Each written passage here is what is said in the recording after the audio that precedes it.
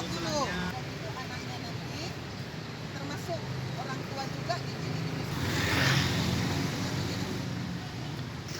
Sederalun pihak Dinas Pendidikan maupun sekolah di Biren melakukan berbagai persiapan jelang dimulainya kembali belajar tatap muka. Salah satu persiapan adalah dengan melakukan simulasi dengan harapan aktivitas belajar mengajar tetap berlangsung sesuai ketentuan new normal seperti yang diharuskan pemerintah. Tak hanya melibatkan pihak sekolah, simulasi juga turut mengikutkan para orang tua murid seperti yang dilakukan di SD Negeri 4 Biren. Salah satu ketentuan yang nantinya akan berbeda dibanding sekolah tatap muka sebelumnya adalah para murid wajib membawa surat izin dari orang tua, pengecekan suhu tubuh, mencuci tangan, duduk berjarak dengan teman-temannya, serta pemangkasan jam belajar.